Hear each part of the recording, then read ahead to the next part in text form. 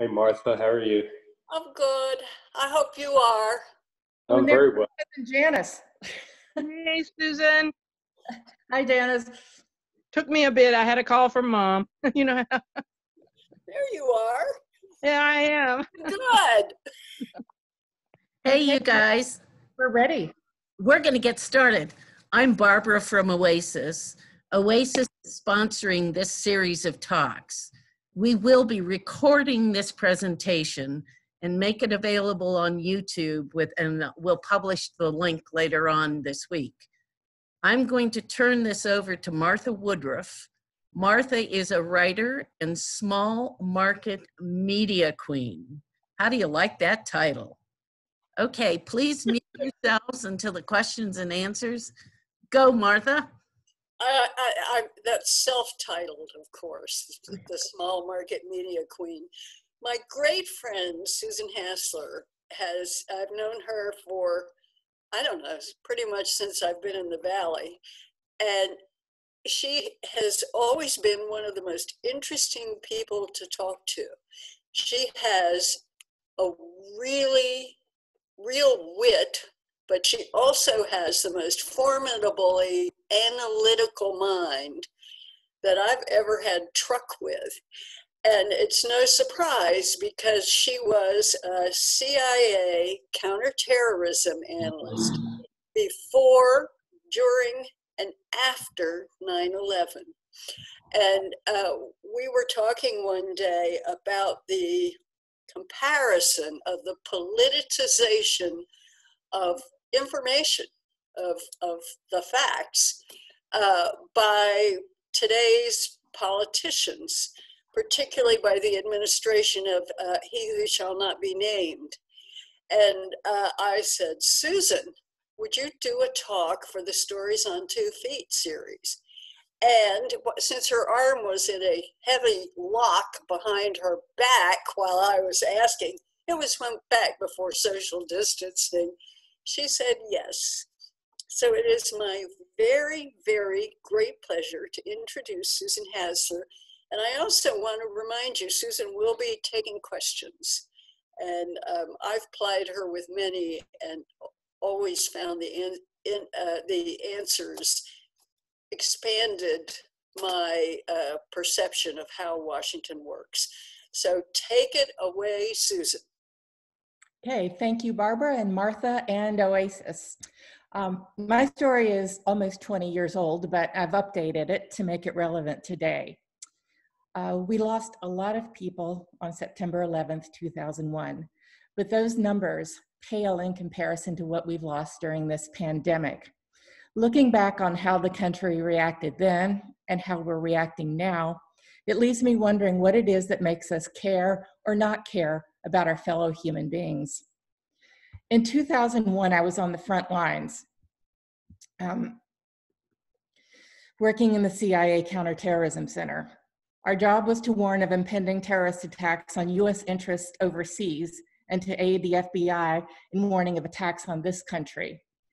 It's a challenge to live for long in the warning mentality. It means spurning rose-colored glasses and spending way too much time in a negative mind frame. For me, it meant looking at terrorist training videos and reading coded references to planned attacks, including attacks in the very building I was sitting in. It meant looking at events and places and people and trying to see what the terrorist would think of as an opportunity. One night I watched the news and saw a young wife in tears pleading for the life of her husband who was being held hostage by Al-Qaeda. I knew he had no chance. The next morning I scrolled through a message in my inbox and came across a photo of that man with his head nestled in the small of his back. I stopped watching the news for 2 years after that. I could deal with the grisly photos better than I could handle my empathy for the wife. I had to admit to shut that down so I could keep working. Sometimes I could feel my mind warping, and I just wished I could be Doris Day and sing Que Sera, Sera and make people happy. But my job was not to make people feel good. It was to make them sit up and take a hard look at something they didn't want to see. It was to make them less comfortable for their own good. Forget popularity. Everyone in the center understood that working counterterrorism meant that we would never be heroes, we would be messengers. Messengers people wanted to shoot. Why? Because we were telling them that they had to change if they wanted to avoid something horrible. Avoiding 9/11 would have meant taking a lot of money away from vested interest and spending it on counterterrorism. It would have meant imposing expensive and inconvenient security measures on Americans. These things have eventually happened, but only after the towers fell. Avoiding 9/11 would have meant getting introspective and taking a hard look at US foreign policies and our overseas business practices. That was never going to happen. Before the attack, people accused counterterrorism analysts of hyping the threat. The message was, don't make me change, don't make me pay, don't restrict my freedom. Sound familiar? I'm not surprised that Dr. Fauci has gotten death threats. The trouble is that shooting the messenger isn't a strategy, it's a diversion. The threat doesn't go away, it just gets bigger. That's what happened with the terrorism threat. We estimated that 100,000 men went through the training camps in Afghanistan in the 1990s. We had a handful of people to follow them. We got hundreds of cables in our electric inboxes every hour. We didn't have enough eyes or adequate computer tools to sort through them all properly. We admitted that up front. We said, the threat is big, it is real, and we don't have enough people or resources to stop it. We probably won't be able to give you a time and a place for the next attack. And thus the terrorism analysts got a reputation for being obsessive and hard to deal with. We didn't have the proper can-do attitude. Nobody liked us because we were a royal pain in the butt. To use a term coined by the late CIA director William Colby, we were the skunk at the garden party. We told people what they needed to do to protect themselves, and the response was that it would be too expensive and too unpopular. So we needed to work harder to prevent an attack, except that we were already at the end of our ropes. That's when I started swearing a lot. I never used foul language much up until that point in my life, and after that, I used it a lot. It was better than hitting people. In the Counterterrorism Center, we all knew that something like 9/11 was coming, and we knew we would be blamed for missing it. During the spring and summer of 2001, we saw plenty of indications of a big attack in the works. The atmosphere at work was tense, grim, and subdued. Back and shoulder muscles seized up with attention, and we downed muscle relaxants.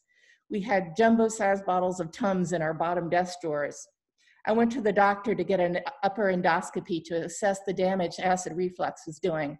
I saw 2 other people from work in the waiting room. We coped with dark humor. A colleague had a sign above her desk that said, "Don't sweat it unless it's fatal." Of course, it's all fatal. We were isolated in a sort of quarantine. We spent so much time at work that we only saw each other. I could watch the people around me aging. Home was only a place to sleep for a short time before you went back to work.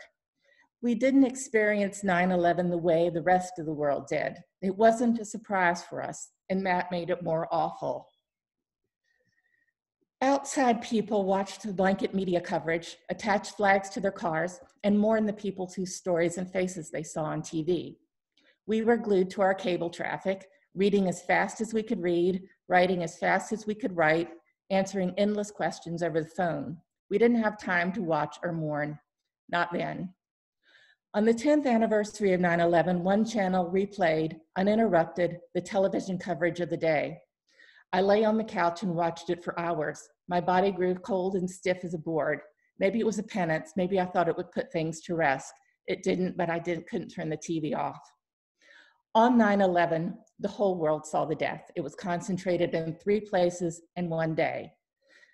It left visible ruins. We saw the jumpers. We heard voices making their last phone calls. We saw the towers collapse in real time, followed by a deadly cloud of smoke and dust that swallowed our largest city. It was televised drama, and we could relate to that. The country was united in its grief. Now we're divided. We have lost many times the number of people we lost on 9/11, but some people don't believe in the reality of it. We don't see the dead. We see the statistics, and the average American doesn't relate to statistics. One guy on Facebook declared that since he hadn't seen anyone sick, he was sure the whole thing was a hoax. We don't see them. People are dying without their loved ones in hospital rooms, out of sight, in the company of exhausted hospital staff. They aren't as real to us as the people jumping from the towers, unless, of course, they're our loved ones.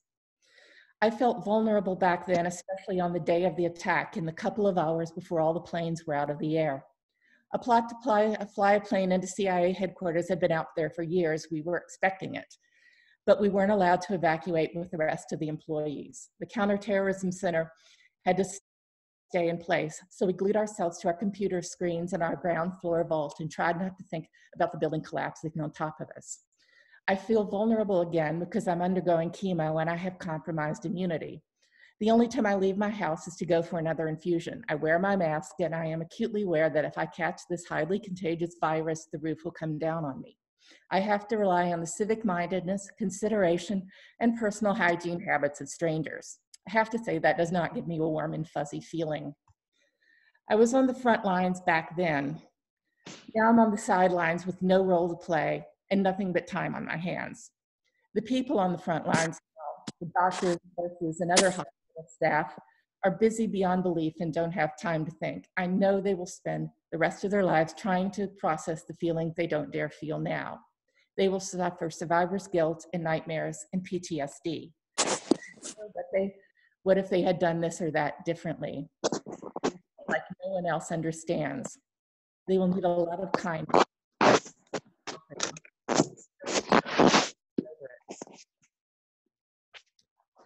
I wrote that essay more than a month ago. Since then, we've had the death of George Floyd and the massive demonstrations in response.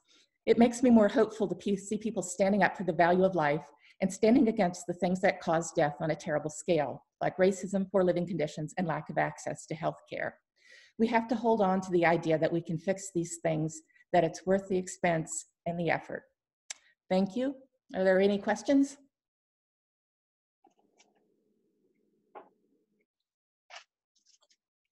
Okay, question time.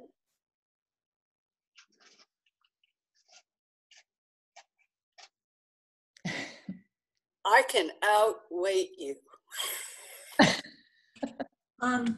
Martha, do you want us to put the questions in chat or just speak up? Just speak up. Okay. And if we have sound problems, we'll go to chat. Okay. So Susan, where are you living? Like you can do, and given your situation of taking chemo and everything. Well, I live in Singer's Glen, and I'm the neighbor. I live right near Barbara and Martha. And this is actually, I'm at Barbara's house now, so this is quite an outing. I'm doing a little writing last year. I spent last year writing a novel on climate change, which is kind of one of my issues of the day. And I'm trying to get that published now. But I don't have a lot of energy, so I'm not getting out and doing a lot. So I'm contributing very little to society at the moment. Can I bring up the meeting you have tomorrow? Sure, although it's like, well, there's no wood. Oh, here it is, wood. There's no wood to knock on, but yeah, my 10-year-old novel on counterterrorism intelligence caught the interest of a Hollywood showrunner. So I'm going to have a conversation on that tomorrow. The showrunner worked on the series New Girl. Her name is Liz Meriwether. But I've had those things fall through a lot before, and they frequently fall through. So I'm not putting any, I'm not counting on that, shall we say. Well, Barbara, we couldn't hear you.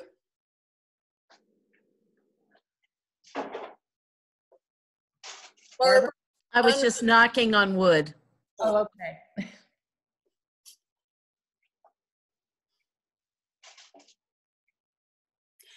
So what things do you think we should look out for? I mean, you're at home, but you know a lot about counterterrorism and you know a lot about what's going on now in the administration or what's not going on. So can you give us any thoughts on that? I'm going to have to silence my phone, sorry. My thoughts on that, as someone, I left the CIA in 2004. I stayed in contact with a lot of my former colleagues, and all of us are very upset with what the Trump administration has done to the intelligence community in terms of getting rid of some really good people who I know had very high ethical standards and who took very seriously that idea of being the skunk at the garden party. I mean, that's your job. Your job is definitely not to be on the president's team. It is to tell people things they don't want to hear, and to not to put a false happy face on something that has gone wrong. We're not there to support policy. We're there to give people the facts they need to make good policy. And certain administrations have not understood that. The Bush administration did not understand that. They didn't think we were team players because we weren't giving them the information they needed to, quote, sell the Iraq war to the American public. The Trump administration is the same way. They do not want to hear bad news. They don't want to hear, they want to shoot the messenger. They really seem to believe that shooting the messenger does something other than eliminate an expert. So yeah, the terrorism threat now is largely from right-wing and white nationalist groups. After 9/11, there was a tremendous movement of resources to terrorism, to the effort against Islamic terrorism and other forms. And the pendulum always swings too far. So they put almost too much money in it. And something, the pendulum swings too far and something else gets neglected. So the next, and then in this case, it was a threat like a pandemic. That was, it's just like we were out there for years saying there's going to be a really big terrorist attack and it's going to be awful. Well, the doctor out there saying there's going to be a pandemic and it's going to be awful. And I know from experience, it's very hard to get a politician or anybody in power to listen to something that's not going to, and I'm using a term that I've heard from a politician, bite them in the butt in the next 3 months. So that's still as much of a problem now as it was in 2001. And I hope at some point we'll learn something from it, but I'm starting to give up hope on that score.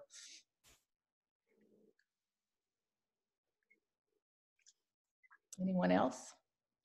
Susan, what are the differences in your emotions now with the pandemic and the racism versus your emotions after 9/11 or during 9/11?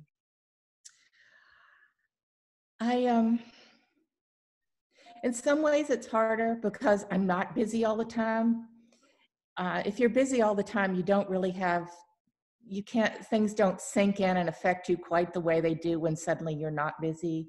And now I'm not busy and I'm too tired to do a lot, and I'm older and I feel like, oh my gosh, I thought a lot of these things were resolved years ago. I thought the arc of the moral universe was bending towards justice because in my lifetime, I could see that racism had gotten better. It seemed to me that, I could remember some really racist things from my childhood that I thought were over with, but they weren't. And they were, just as deeply embedded. So that's discouraging when you're older and you don't quite have the energy to go out there and fight the way you used to. It's like I said, but I am encouraged by the demonstrations because people are getting out there and saying, we can't let this go on. So. Susan, do you have, I was thinking about, while I was listening, I was thinking about what you said about politicians essentially trusting I don't like this term, but the American people, which they talk about as though it's this sort of blob of jello, to accept untruth and to accept the politicians' spin on facts as the way things are. As a former intelligence officer who knew the way things could see firsthand how things really were and then how they got spun, can you think of any way that we citizens can educate ourselves, or you all as CIA operatives, former CIA, can educate us to the amount of liar, liar, pants on fire that's going on between information that's gathered and information that's disseminated? I think there are a lot of ways you could attack it. I mean, I think it starts in the schools. We got at the agency, we got, the first thing they trained you to do was separate fact and comment. In fact, writing for the President's Daily Brief, the most common article had a short paragraph of fact followed by a paragraph of comment. And if you could not distinguish between those two, you couldn't make it. And that's something that can easily be taught in high school. You can teach people all of these methods of thinking and methods of analysis and how you go through information. And right now we have, just a world of conspiracy theorists out there who start with their conclusion and then cherry pick their facts to go with it. Well, you can teach in schools that's, what is an intellectually honest way to go about evaluating information. And it's not rocket science. And, you teach people to write, you can teach them to think, you can teach them critical thinking skills.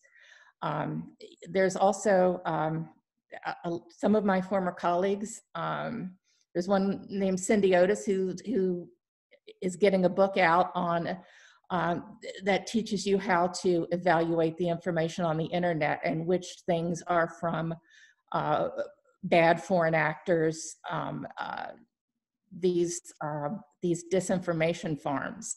And that, it's a clear set of things you can look at to determine whether a piece of information is valid and something you should retweet or something you should not. We've been so reliant on things that are appeal to people's emotions that we need to step back from that and quit relying so much on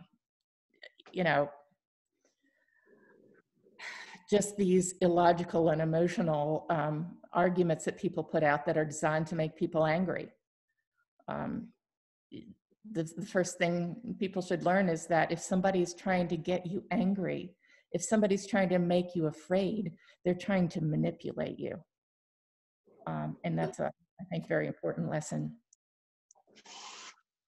Is there anything we as citizens can do? I particularly like that last thing that you said. Is there any effective way? Yelling at each other on Facebook doesn't do any good. Can you think of any effective way that we as citizens can help get that message about fear, that reactiveness, trying to incite you to react is not good? I think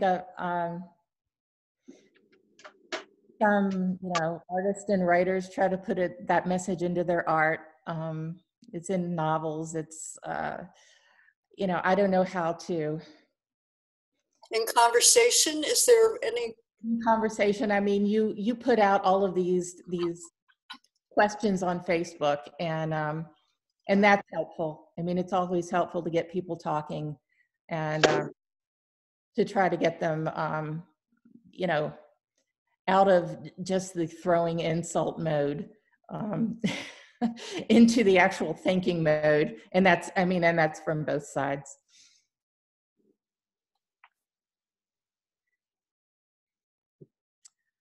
Anyone else? Are we all talked out today? Actually, I'll just say hi, Susan. Long time no see. Hi, Diane. It's good to see you. How are you? I'm doing fine. Please, Fine. please tell me that you're going to be posting this recording, because I apologize for minor family things that I had to join late, but this is something I really want to make available for my students this fall. So Barbara is recording this, and you're going to have it available on Facebook, and I'll share it. That's right. Can you hear me? Yeah. Yeah. Yes. Once I convert it and upload it to YouTube, I'll give everybody a link. Well, the people whose emails I know a link, and I'll put it on the OASIS Facebook page too. Perfect, thank you, because even just the part I caught is really good for college students to get a handle on up front. Thank you. Thank you. Thank you, Diane. Good to see you again. Is it time to announce next month, Barbara? Sure. Okay, next, on July 15th at 2, our next story is on 2 feet. I met Kai Degner, who those of you who live in Harrisburg know is our very effective baby mayor, and has served on city council and been very active and in a very useful way politically. I met Kai when he was a student at JMU, and it was right after the Iraq War started. And with Susan, he started an organization called Orange Band, and the idea was very simple. He passed out orange bands. He got a grant. Kai knows how to do this. I think he was born knowing how to get grants. He would pass out a strip of orange cloth. You would tie it to your book bag or your purse. And it meant it was sort of the first time I remember just rabid polarization in the community about about the Iraq War. And if you tied an orange band on, it meant that you were willing to listen to somebody else's point of view. And Kai will be talking about where he got this quite brilliant idea that spread to several college campuses, and what effect it has had on him as he goes through his life. So that's July 15th at 2 o'clock, and Kai Degner will be joining us.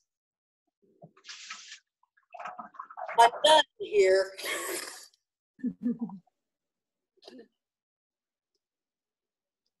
Sorry. Does anybody anything else? Sarah, do you want to say anything? I was interested in the your environmental work that you're talking about, you're writing about now, because before all the controversy, the virus and everything, that was one of the major topics, you know, that I was interested in. You know, growing up, being a daughter of a person that worked for the National Park Service, I've been aware of the green stuff, you know, since, you know, birth, basically. So it hadn't been anything new to me, but it's just getting worse and worse, and people don't seem to be paying attention to it. Yeah, I spent all of last year researching it and every evening listening to books on climate change. And so I tried to create the most realistic world I could over the next 70 years. My agent liked the books and she's trying to sell it now. Me too. What? I like it too. And Martha likes it too. So yeah, wish me luck. It was deeply depressing for a lot of it, and so but I felt it was something I really needed to do, to take the skills that I kind of learned at the CIA and trying to and apply them to that. Nancy, did you have a question? I thought you were waving your hand around. Whoops. Well, I didn't, you know, I always have a million questions. So I just want to say, I'm so happy that you let me know about this, and thank you so much, Susan. I'm sure other people may have questions, but I'm just so grateful that I didn't know about this until Martha sent me the invite. So thank you. Thanks for listening, all of you. Okay, are we done? We're done? All right, see you next July 15th, 2 o'clock, same place. And thanks for being here. Go OASIS. Thank you.